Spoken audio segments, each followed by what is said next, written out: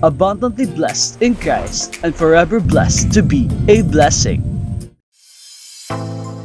Amen. Sige po, tignan nyo nga po yung kamay po ninyo.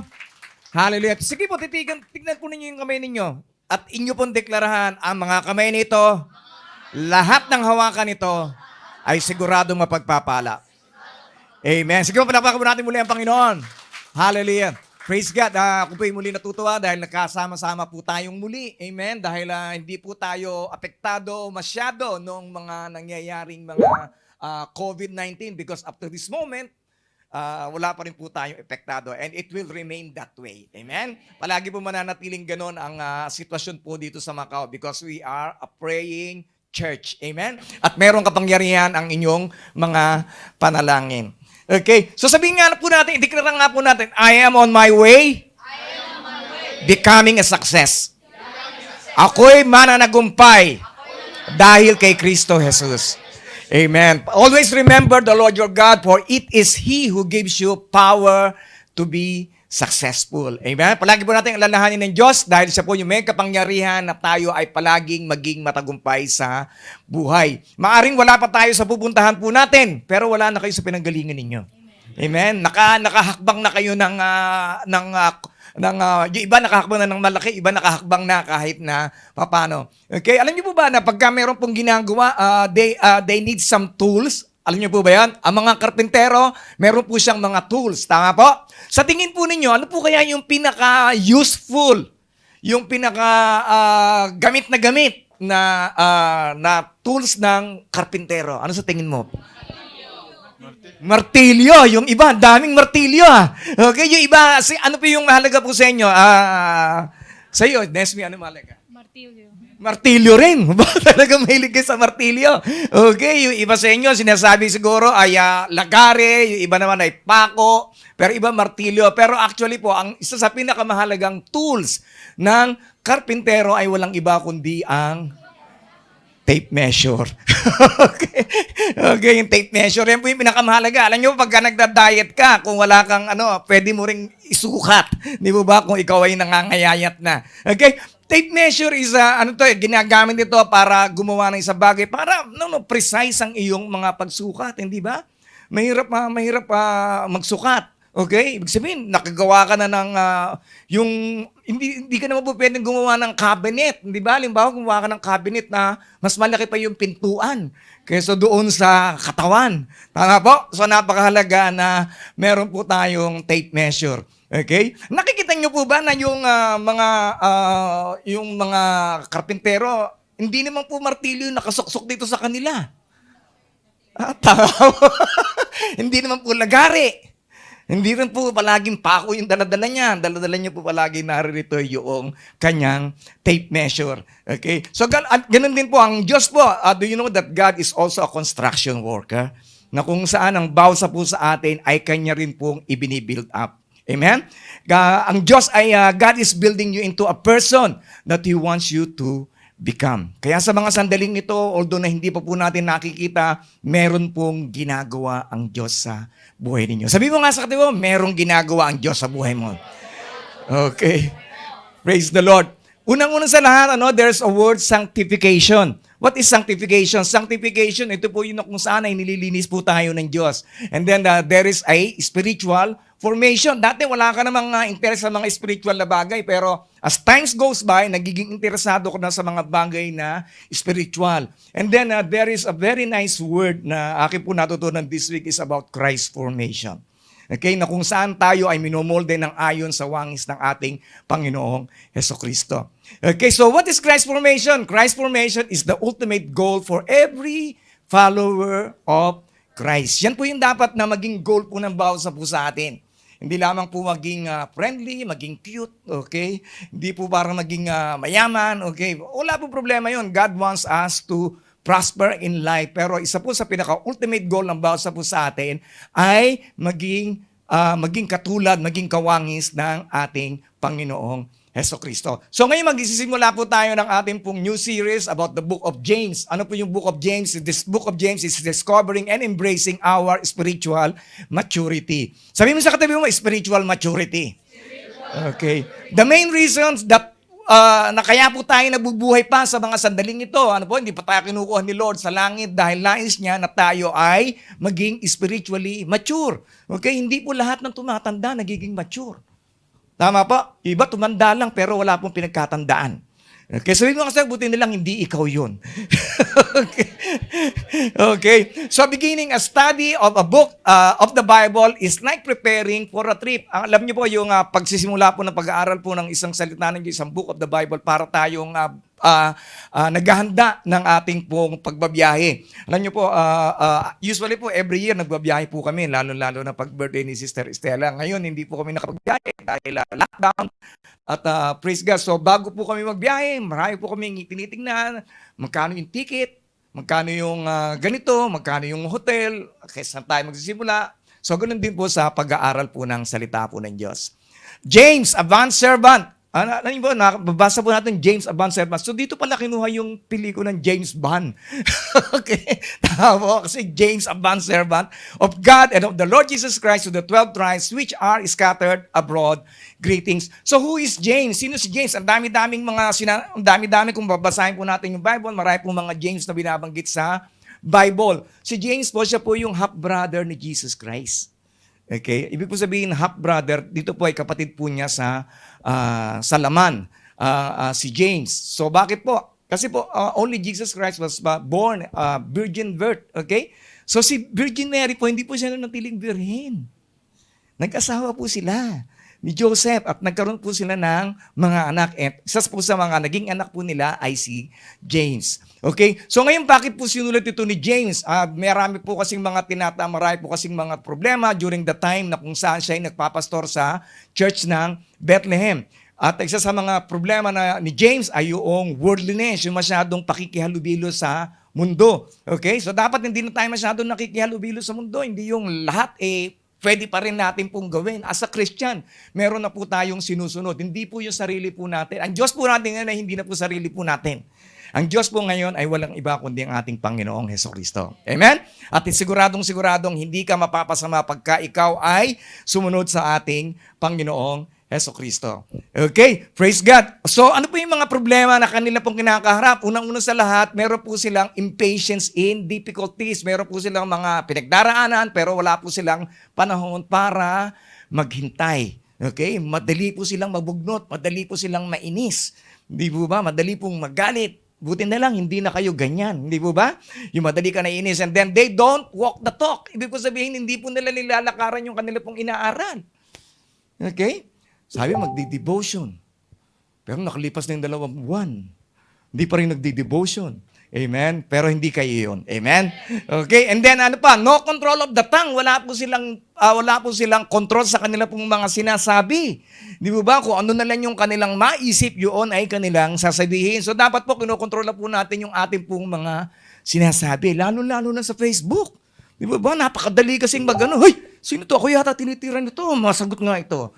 Di ba? So, dapat ay control din po natin po sarili. And then, palagi po sila nag-aaway. Palagi po sila naghahangad ng mga bagay na hindi naman po para po sa kanila.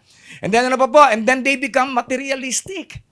Di ba? So, sa atin po ba, meron po ba ditong mahilig pa pong sa gamit? Amen? Bili po tayo ng gamit. Yung alam po natin na po pwede po nating magamit talaga ng maayos. Okay? Hindi yung, huy, sale! Di ba? Binili mo na kagad. Tapos ang dami mo ng tasa. Di ba? Ando doon. Ngayon, hindi mo naman ginagamit. Bakit? Baka maluma. Di ba? Amen? Amen. So, buti na lang. Hindi tayo yon. And then, what is really the root of all the problem? Ano po ba talaga yung dahilan ng kanila pong mga problema? So, alam niyo po, si Warren Wiersbe is a famous pastor and author of a study Bible and the B series book which sold 4 million copies. Siya po ay isa pong pastor, magaling na author, writer. At 4 milyon na ang bumili po ng kanya pong book na B series. At ano po yung kanya pong naobserba? Naobserbahan niya po, sabi po niya, after well over a quarter century of ministry, sabi niya, I am convinced that spiritual immaturity is the number 1 problem in our churches today. Amen? Kung saan merong, hindi na nag-church. Palagi po apektado, palagi pag-attend sa church. Pag nasaktan, hindi na ako mag-church. Tama po? Pag may problema, hindi na ako Mag-church. Okay, meron po pala ako isang word sa inyo. Instead na sabihin po ninyong NPL, no pay leave, sabihin po ninyo MPL ako. Ano yung MPL? May pay lagi. Di ba? Amen. Sabihin mo nga sa katabi mo, may pay lagi. Okay, hindi na ako may NPL. Palagi akong MPL. May pay lagi. Amen. Dahil ako'y pinagpala ng Diyos. Okay? Praise God. And then tuloy po natin, so how can we get the most of our study? Paano ba natin makukuha talaga yung pinakamahalagang bagay ng ating pong pag-aaral sa araw na ito? First of all, you must be born again. Utos po ng Diyos yan, you must be born again, di ba? Because unless a man be born again, he cannot see the kingdom of God. Apart from spiritual birth, there is no spiritual maturity. Kung wala kang spiritual birth, wala, mananatili ka na lang baby forever. So napakahalaga na tayo po yung mabuborn again. Paano po tayo mabuborn again? Of course, through repentance. Yung totohanan ng pagsisisi. Yung hindi mo kinukumpara yung sarili mo sa iba, mas mabait naman ako dyan eh. Di ba? Okay? Dati ako, konti lang ako mag-chismis. Yan, dami. Di ba? Amen? So, hindi po yun. So, dapat po natin kukumpara ang ating po sarili. And then, number 2 po, we must honestly examine ourselves.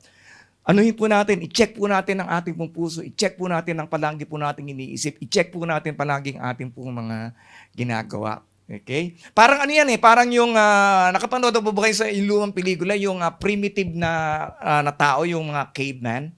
Siyempre, nasa caveman sila. Di po sila nakakita ng salamin. And then, nakadampot siya ng salamin. Nakapulot siya ng salamin. Pagtingin niya sa ay! Nagulat siya, natakot siya. Di ba? So, sinubukan niya ulit, tingnan ulit yung salamin. Natakot ulit siya hanggang sa nabasag yung salamin. So, minsan, ganyan tayo. Di ba? Pagka nakikita natin ang katotohanan, natatakot. Ako ba yan? Di ba? Amen? Kasi tinignan mo yung sarili mo, dami mo nakalagay na koloreto sa mukha mo, di ba? Di ba? Natakot ka. So, ganun din po tayo pagka binabasa po natin ng Biblia, minsan po nakikita po natin ng tunay na anyo po natin. Okay? Kaya napakahalaga po that we must examine ourselves. Okay? And then obey what God teaches us, no matter what the cost. Hindi po natin ang pinag-utos po ng Diyos. Lahat naman po na pinag-utos ng Diyos para sa ikabubuti po natin. Okay? Hindi po siya nag-uutos para sa ikasasama po natin. Kaya naman po meron siya ibinigay na Holy Spirit para masunod po natin, magampanan po natin, maisagawa po natin ang lahat-lahat ng mga bagay na pinag-uutos niya sa atin. Okay ba yan? Okay, nandiyan po ba kayo? Okay, and then be prepared for extra trials. Alam niyo po kung nakakaramdam ka ng mga trials ngayon, meron pa yan. Okay? Practice pa lang yan. Okay? So marami po yan. Nawalan ka ng na-NPL ka, di po ba? Marami pa po yan. Kaya po tayo inihanda ng Panginoon para sa mga trials na yan. Okay? Praise the Lord. Sabi mo sa katabi mo, handa na ako. Handa na. Palagi akong handa. Bring it on. Amen. Okay, praise the Lord. And then, ano nangyari?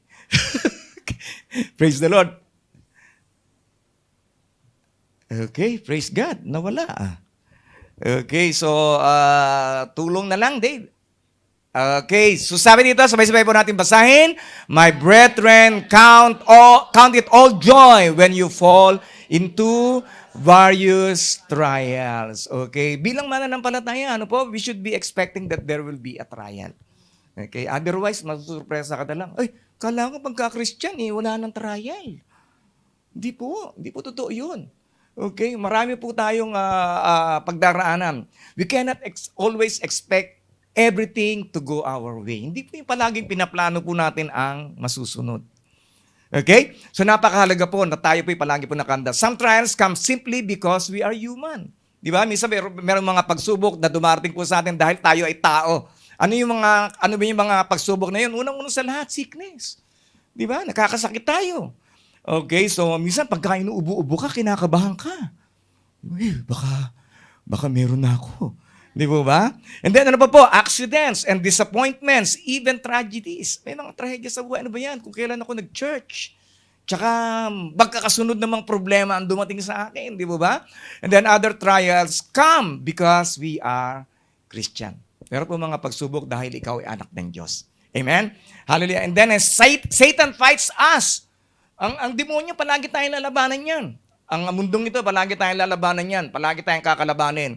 Okay? And this makes for a life of battle. Kaya ang buhay po natin, puro po laban po yan. May laban po sa buhay. Kaya kinakailangan palagi po tayo malakas. Trials of life are not alike.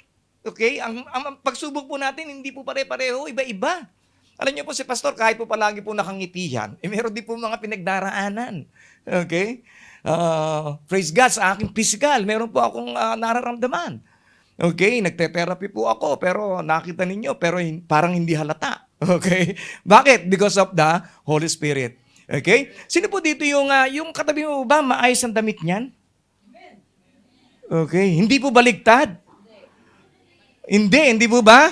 Di po ba, minsan ang nakikita po natin yung mga pangit, yung kabaligtaran noong mga bagay na ginagawa ng Diyos sa ating pong buhay. Amen? Pero ang kagandahan po, yung finish, yung nasa labas, yun po yung maganda, hindi po yung nasa loob. Minsan hindi pa tapos ang Diyos sa'yo. Amen? Kaya lalo pang pinagaganda ng Diyos ang buhay mo. Steady ka lang, faithful ka lang, sabi nga ni Sister Estela. Okay? Praise the Lord. Hallelujah. At lahat ng mga bagay ay mangyayari ng maayos dahil minamahal mo ang Diyos. Si Apostle Paul, sabi po niya, everything I think it's gain, I consider it loss for knowing the Lord Jesus Christ. Lahat ng mga bagay na akala ko noon ay tama. Sino po ba si Apostle Paul? He was a Pharisee of Pharisees. Siya po ay maganda po ang kanya pong posisyon. Siya po yung nakapag-aral, educated. Pagkatapos po, siya po yung mayaman, siya po yung ma-impluensya, pero lahat po ng mga bagay na yun ay itinuring niyang parang basura nang makilala niya si Kristo Jesus. Amen? So, ibig sabihin, ang number one priority ng ating pong buhay ay hindi na po yung ating pong karir, hindi na po yung ating pong asawa, hindi na po yung ating pong pamilya, hindi na po yung mga bagay na nakapagpapaligaya po sa atin. Ang priority ng ating buhay ay dapat ay walang maging iba kundi ang ating Panginoong Jesucristo. Amen? Sige po, palakpakan po natin ang Panginoon. Hallelujah! Praise God. Kaya po tayo bilang mananampalataya ng Panginoon, we can have joy in trials. Magkakaroon po tayo ng kagalakan sa gitna ng mga pagsubok sa atin pong buhay. Bakit? Kasi alam po natin kung ano yung pinakamahalaga sa atin pong buhay. Okay? Ano po ba yung joy? Even the Lord Jesus Christ, sabi po niya, there is a joy in suffering. Di ba? Dahil tinitingnan niya yung araw na yun na kung saan ay mararanasan niya ang kagalakan na kahit kailanman ay wala ng halong kalungkutan. Okay? Ano po yun? The joy returning to heaven. Okay? And one day, sharing His glory with His church. Kayo yun. Okay? Tayo yun. That one day, Jesus will be with us. Okay, your value determines your evaluation. So what is important to you? Naitanong nyo na po ba sarili? Ano ba talaga yung mahalaga sa akin? Mahalaga sa akin, makaipon, umabot ng 65, makuha ko yung retirement ko, makabili ng isang bukid, magalaga ng kambing. Okay. Praise God. At meron akong bibiling tomba-tomba. Para habang ako ay nag-Facebook, rocking chair, tomba-tomba. Sorry mga anak. Okay. Sabi anak ko. Okay. What is your, so okay, if you value comfort more than character, then trials will upset you. Kung mas pahalagahan po natin yung ating pong comfort kaysa sa ating pong pagbabago ng ugali. Okay? Pagka mayroong pagsubok, di ba? Ma-upset ka, maiinis ka, maanoy ka. Kaya kung mas mahalaga sa iyo ang pera o material na bagay kaysa sa mga spiritual na bagay, bibigay ka. Di ba? Wala, di matatagalan. Bibigay ka pag dumating ang pagsubok sa buhay mo. Amen? So for God, your character is more valuable than your comfort. Okay? Sabi mo, mas mahalaga sa Diyos ang pagbabago ng ugali mo. Okay. If we live only for the present and forget the future, then trials will make us bitter and not better. Amen? Okay. Sabi niya, meron po siyang magandang pananaw sa kanya pong buhay. Sabi ni Job, but he knows where I am going. Sabi ni Job, si Job po, alam po natin ang istorya po ni Job. And when he tests me, I will come out as pure as gold. Amen. So habang tayo po'y dumaraan sa mga pagsubok, para po tayong ginto na nalilinis yung mga dumi-dumi sa atin pong mga sa ating pong buhay, sa ating pong puso, sa ating pong mga pag-iisip. Amen? Hallelujah. Tingnan mo yung katabi mo, nagiging ginto na yan. Di ba, maisasanla mo yan. Okay. Praise the Lord. Okay. So when trial comes, immediately give thanks. Pagka merong pagsubok, alam niyo po, naaranasan na po namin to several times. Pagka merong malaking problema, palagi po namin binabanggit, pinag-aagrihan, merong malaking parating. Okay. Kaya sabi mo sa katabi mo, merong malaking parating sa buhay ko. Okay. Okay. But how? Paano? Paano naman yun? Di ba? Knowing that the testing of your faith produces patience. Kaya napakahalaga na meron po tayong pasensya. Di ba? Minsan sinasabi natin, Panginoon, gusto ko ng pasensya ngayon. Di ba? Gusto ko ngayon. Okay? So nasaan yung patience? Faith will always be tested. Okay? Palagi po nating isipin na ang ating pong pananampalataya ay palagi pong susubukin. Okay? Ang pananampalataya, nasusubok po yan. Paano po nasusubok? Siyempre through trials. Pag meron po tayong mga pagdaraanan. Halimbawa, nakapulot ka ng gold. Di ba? Ganito kalaking gold. Ang laki, di ba? Sa likuran ng hindi dito sa Macau, sa Pilipinas, okay, nakapulot ka. Dadalin mo ba yan sa may, para ipatest? Ganito kalaking gold? Hindi mo ba? So, ang dadalin mo lang, una-una sa lahat, mabigat. Ikalawa, siyempre, pipiraso ka lang ng konti. Di ba? So, ganun, pag pumiraso ka ng konti, yun lamang yung papacheck. Ginto po ba to? Pag sinabing, oo, ginto yan. So, di ba? So, siyempre, malalaki na yung mata mo. Di ba? Ang laki niya nung nasa bahay ko. Di ba? So, ibig sabihin, mga kapatid, ganun din po yung testing ng atin pong faith. Okay? Mahalaga po yun. It's more important than gold. It's more genuine than gold. Okay? Praise God. Hallelujah. Praise God. Palakpakan po natin ng Panginoon. Hallelujah. Para naman, hallelujah, malugod ang ating Panginoon sa atin. Kaya po pagka meron po mga pagsubok, dire-diretso ka lang ng church. Huwag mong dahilan yung church. Gaganda ba ang masosolve ang problema mo kung hinto ka na pagpunta ng church? Hindi. Lalong dadami. Di ba? Bakit? Binigyan mo ng pagkakataon na ang demonyo ay magsalita sa iyo. No? Naintindihan nyo? Hindi po ba? Kasi po kailangan po natin ng salita po ng Diyos. Kailangan po natin salita ng Diyos. Kasi sa salita po ng Diyos is all positive. Para sa ikabubuti po natin. Ang salita ng demonyo ay para sa ikasasama mo palagi. Kaya mas lalo po tayong dapat na lumapit sa Diyos pagka dumarating ang mga pagsubok. And then, Satan tempts us to bring the worst in us. Tandaan po natin, ano po? Satan tempts us. Siya po ay tinutukso niyo po tayo. At unang tukso ng demonyo po sa atin ay lumayo ka sa church. Kaya lumayo ka, huwag mong kausapin yung mga yan. Mag-solo ka. Kasi dyan siya naniniriya pagka ikaw ay nag-iisa. Okay? And then ano pa? God tests us to bring the best in us. Kaya pagka meron po pagsubok, alam ko na pagka lumabas ako dito ay siguradong mas lalo akong magiging maayos. Okay? Romans 8:28, everything works together for good to those who love God. Kaya magtiwala po tayo. Palagi pong maganda ang ating pong buhay pagka tayo po ay nagtiwala sa Panginoon. But let patience have its perfect work that you may be perfect and complete, lacking in nothing. Okay? So the only way the Lord can develop patience and character in our lives is through trials. Sa pamamagitan lamang po ng pagsubok. Okay? Si Abraham, ano po yung pagsubok po niya? Tinest po yung kanya pong faith.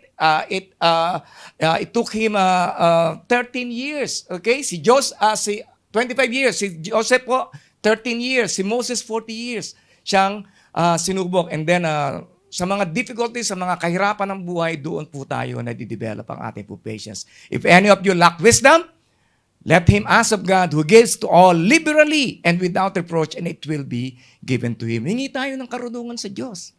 Okay? Hindi po lahat ng bagay alam po natin. Okay? And then, but let him ask in faith with no doubting, for he who doubts is like a wave of the sea driven and tossed by the wind. Okay? Alam niyo po ba that the greatest enemy of prayer, alam niyo po ba yung pinakamatinding kalabang po ng panalangin po natin? Okay? Tahimik. Okay? Siyempre, yung pagdududa. Pagdududa, naririnig kaya ako ng Diyos? Totoo kaya yung mga sinasabi ng pastor na yun? Pagdududa. Di ba? Totoo kayo sinasabi ng Bible. Iba napapanood sa YouTube, di naman daw totoo ito. Di ba? So, yung pagdududa, yun po yung pinakamatinding kaaway ng ating pong panalangin. Ano po sabi dito? Like a wave of a sea. So ano po ba yung wave? Wave is alon. Ano po ba yung alon? Yung alon, minsan mababa lang ang alon. Minsan naman mataas. Mababa ang alon, minsan mataas. Okay, hindi dapat ganun ang ating po magiging pananampalataya na minsan ay mababa, minsan mataas. Minsan mababa, minsan ay mataas. Okay? Ingat po tayo pagka nandoon. Meron po kasing isang nandoon na sa pangpang na nag-enjoy siya, pinanonood lang niya yung alon. Okay, parang mababa lang siya. Nag-enjoy siya. And then tumalikod siya. Akala niya mababa pa din. Biglang lumakas yung alon. So siya ay nadapa. Okay, siya ay basang-basa. Okay, dahil doon sa alon. Kaya wag tayong tatalikod sa alon. Alam niyo po nangyari kay Peter nung siya po ay sinabi niya na ako'y pupunta sa iyo. Panginoon, gusto ko pumunta sa iyo. Siya po ay naglakad sa tubig, tama po? Naglakad po sa tubig si Peter. At nakakita po siya ng alon. Ang ginawa po niya, tinanggal niya po yung focus niya sa ating po Panginoon at itinutok niya yung kanyang paningin doon sa alon. So ano pong nangyari? Siya po ay lumubog. Kaya wag po nating itutok ang ating pong paningin sa mga alon ng buhay. Itutok po lang natin po ang ating pong paningin sa ating pong Diyos na sinasamba. Walang iba kundi ating Panginoong Hesukristo. Amen? Hallelujah. Palakpakan natin ang Panginoon. For let not that man suppose that he will receive anything from the Lord. Kung ikaw ay nagdududa sa pangako ng Diyos, wala kang matatanggap. Di ba? Wala kang matatanggap. Okay? Kaya kinakailangan nga, I teach last Wednesday, ano po? Na kinakailangan, inuulit-ulit po natin ang ating po panalangin. Bakit? Hindi po dahil sa hindi naririnig ng Diyos ang ating po panalangin. Kundi para paniwalaan natin na yung ating pinapanalangin ay totoo. Okay? Iniisip mo pa lamang, alam na ng Diyos kung ano yung kailangan Ang nais ng Diyos ay ang iyong pananampalataya. Amen? Okay? And then, He is a double-minded man, unstable in all His ways. Naranasan nyo na ba? Merong gustong makipagkita sa inyo, yung may utang sa inyo na matagal na. Okay? Sabi niya, ay, babayaran na kita. Bukas lang ang oras ko. May pasok ako bukas. Sabi niya, magsiklib ka na lang. Huwag ka na pumasok kung paalam ka. Basta babayaran na kita bukas. Okay, and then nagsiklib ka. Di ba, nagpaalam ka sa boss mo. Boss, hindi ako papasok. And then, kita tayo dito sa lugar na to, sa Jollibee, alauna na, alas 12:30, nandoon ka na. Okay, naghintay ka. Alauna, wala pa. Di ba? Alas 2, wala pa din. Alas 3, wala pa din, hindi dumating. Inindyan ka, ibig sabihin, sa madaling salita. So, ano nangyari? So, ibig sabihin nun, hindi ka nakasingil, okay? Hindi ka nabayaran. So, ganoon din po ang ating pong pakikipag-usap sa Diyos. Kinakailangan, when we make an appointment with God, kinakailangan, iayos po natin, nakipag-appointment po tayo sa Kanya ng tama, nang hindi tayo malilate. Okay? At palagi po tayong humingi ng pananalangin na merong pong pananampalataya. Amen? Hallelujah. Kaya yung may pinagkakautangan dito, you come on time. Okay? Praise God. Okay. Mukhang lahat may utang dito Okay, wala. Lahat dito. A bad attitude is like a flat tire. You can't go anywhere unless you change it. Okay? Mabuti na lang, hindi flat tire ang mga ugali ninyo. Okay? Amen? Kayo ay maayos. Ano po ibig sabihin nito? Ang mali pong pag-uugali, sabi dito, ay parang flat tire. Ano ba, nakakita mo lang yung flat tire? Nakakarating po ba yan kung saan-saan? Wala pong mararating yan. Makakarating lamang po yan ay saan? Wala pong mararating po yan. So, ganoon din po ang ating pong pag-uugali. Kaya po kinakailangan baguhin na natin ang ating pong pag-uugali. Sabihin mo nga sa katabi mo, magbago na tayo. Okay, praise the Lord. Okay. Always have a joyful attitude. Palagi po tayo magkaroon ng ugali na palaging masayahin. Okay? Alam niyo po, nakakatuwa po yung mga tao pag nakita mo masayahin.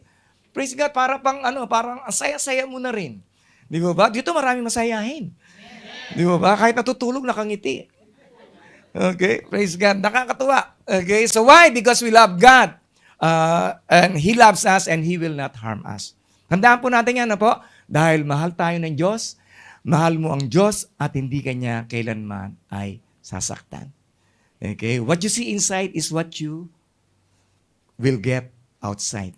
Alam niyo po kung ano po yung nakikita po natin sa ating pong isipan, yun din po yung makikita po natin ng ating pong mata in the future.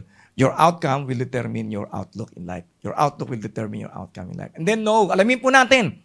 Okay? Have an understanding mind. Kinakailangan po, meron po tayong puso na palagi po mag-unawa. Why? Because He loves us dahil mahal po tayo ng Diyos at mahal and has shared the truth with us at binahagi niya po yung katotohanan po sa ating po buhay. And of course, we will love Him in return. Ibibigay po natin ang ating po pag-ibig din sa Kanya tulad ng pag-ibig niya sa bawat sa po sa atin.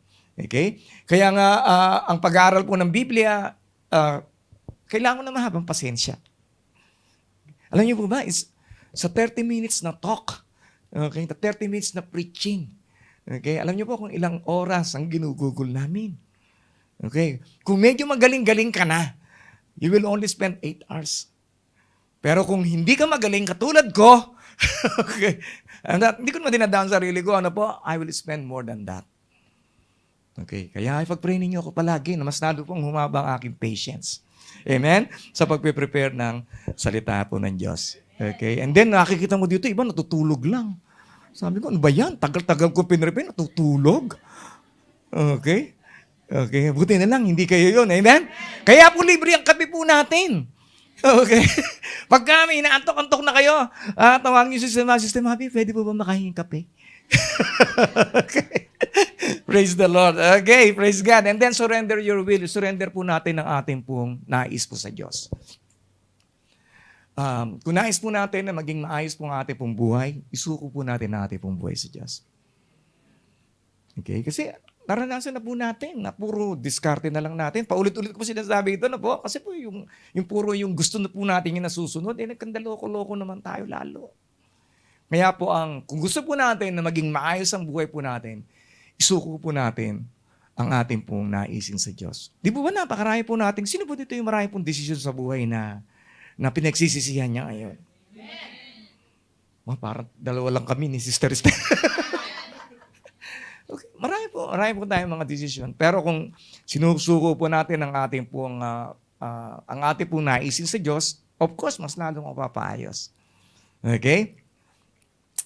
Okay. And then, tandaan po natin, God cannot build our character without our cooperation. Hindi po niya kayang baguhin ang ating pong pag-uugali kung hindi po tayo makikiisa po sa Kanya. Kung lalabanan po natin siya, ano pong mangyayari? We will resist Him. Di ba? Hindi, ayoko. Di ba? You will resist Him. Di ba? Ano mangyayari? God will break you. Bakit? Ganun Kanya kamahal. Di ba? You will break into tears. You will break your heart. Kasi matigas ka eh. Di ba? Ilalagay ka niya sa pressure cooker para lumambot ka. Okay? Yeah. It's true. Subukan ninyo. Malagay sa pressure cooker. Okay? Kaya it's very important. Ano po? And then, but if we submit to Him, then He can accomplish His work through us. Pero kung sasubmit po natin ang ating pong sarili sa Kanya, ay sigurado magagawa niya ang lahat ng mga bagay na nais niyang gawin sa ating buhay. Nais ng Diyos is a perfect work. Hindi po yung kalahalahating trabaho lang. Okay? Meron po kayo nakitang ganun? Kalahati lang yung bahay na nagawa. Hindi po ba? Meron ganyan eh. Hindi po ba? Bakit? Hindi rin kasi kinuwenta. Kalahati lang din yung kanyang budget. Kaya kalahati lang yung bahay na nagawa. Tama po? May dingding. Pero walang bubong at saka walang sahig. Ay, may sahig pala. Wala lang finishing. Okay? Praise God. So, it's also a tragedy. Alam niyo po, kung tayo po ay mananatili lamang pong baby. Di ba? Kayo ba? Sino ba ito yung mga magulang? Gusto niyo po ba yung baby ninyo? Di ba? Ang cute-cute nung unang araw. Di ba? And then, 1 taon, ganun pa rin siya kalaki. Pero, kumakapal na yung kilay niya. Nagkakangipin na siya. And then, 5 taon, ganun pa rin siya kalaki. Di ba? Nagkakabigote na. Okay. Hindi po ba? At yung kanyang dumi, hindi na mabango. Hindi po ba? So, ganun din ang bawat sa po sa atin. Nais ng Diyos na tayo po'y lumago. Hindi po tayo palaging maging baby Christian. Hindi po ba? Malay kong inaalin tulad dito. Yung baby mo, naka-diaper, magandang tignan. Pero kung 40 anyos na naka-diaper pa rin, hindi po ba? Ang pangit. Hindi po ba? Amen? Tama po? So God wants us to grow in maturity. Okay? So alam niyo po, mayroon pong tinrabaho ang Diyos sa bawat isa sa atin. Ano po yun? Yung ating pong kaligtasan. Okay? Tinrabaho ng Diyos yun. And then, ano po ba yung ginagawa ng Diyos sa mga sandaling ito sa atin? It is called sanctification. Patuloy niyo po tayong nililinis. Inaalis niyo yung mga masama natin, mga pag-uugali, yung ating pagiging magagalitin, yung ating pagiging matatampuhin, yung bang nagkasala sa inyo, naapakan ka, 10 taon na, hindi mo pa mapatawad. Hindi mo ba? Praise the Lord. Tama po. So, yun po yung mga inaalis ng Panginoon. It's called sanctification, paglilinis ng Diyos. And then ano yung naman yung trabaho ginagawa ng Diyos sa pamamagitan po natin? Yun po yung ating po pagsisilbi. Okay? Kaya pagka nagsisilbi ka, hinahayaan mong magtrabaho ang Diyos sa buhay mo. Kaya makikita niyo po, ang mga nananatili po sa church ay walang iba kundi mga nagsisilbi. Bakit po? Kasi hinayaan nila na magtrabaho, gumawa ang Diyos sa buhay po nila. Tingnan niyo yung mga hindi nagsiserve. Kaya I'm inviting everyone for all of you to serve. Okay? Tingnan niyo po yung mga hindi nagsiserve. Ang dali niyong umalis ng church. Gusto magwalis ako. Di ba? Lipat na nga ako doon sa iba. Di ba? Tama po? Doon, palagi may love feast. Linggo-linggo. Di ba? Dito, once a month lang. Okay, so praise God. And then, surrender your will. And then if any of you, and then lastly po, last verse ko na po ito, ano po? If any of you lacks wisdom, let him, sabay-sabay po natin basahin. If any of you lacks wisdom, let him ask of God, who gives to all liberally and without reproach, and it will be given to him. Bakit po kinakailangan po natin ng wisdom pagka dumarayan po tayo sa mga pagsubok? Ano po? We need wisdom so we will not waste the opportunities God is giving us to mature. Para hindi po natin masayang yung oportunidad na nais ng Diyos na para tayo ay maging mature Christian. And then wisdom helps us to understand how to use these circumstances for our good and God's glory. At ang karunungan, ito ay gagamitin ng Diyos para sa ikabubuti mo, para sa ikabubuti mo, para sa ikabubuti po nating lahat, para po sa kanyang kaluwalhatian. Pero, hingi po tayo ng wisdom, kinakailangan hingi po natin ito na meron pong pananampalataya. That's the best thing that we can do right now. Kaya, ano man po yung pinagdaraanan sa mga sandaling ito, maaaring di mo maunawaan, bakit ganun? Na NPL ako. Kailangan ng pamilya ko ang aking padala. Bakit ganun? Ilang buwan na lang ang visa ko dito. Ano kaya mangyayari sa akin? Marami tayong mga question, mga challenges sa buhay na di po natin alam kung anong sagot. Pero ang tanging ko lang masasabi sa inyo, as we come before God, humingi po tayo ng karunungan. Hayaan natin na ang mga pagsubok na ating po pinagdaraanan ay maging daan, maging dahilan para ang bawat po sa atin ay mas lalo pang mapalapit sa Kanya, para mas lalo pang lumago tayo sa ating pananampalataya. Sige po, let's all stand up. Tayo po ito tumayo lahat. Hallelujah. Personally, ask God. Close your eyes. Kung meron kang pinagdaraanan, manalangin ka sa kinalalagyan mo. Close your eyes. Huwag mo intindihin yung katabi mo.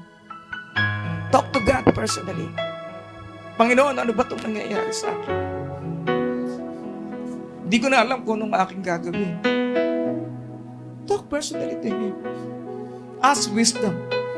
Humingi ka ng karunungan sa Kanya. Ask Him for some ideas. Ask Him for His provision. Ask Him. Dahil ako'y lubos-lubos ang naniniwala na ang Diyos na sinasamba natin ay Diyos na tumutugon sa lahat ng ating mga panalangin.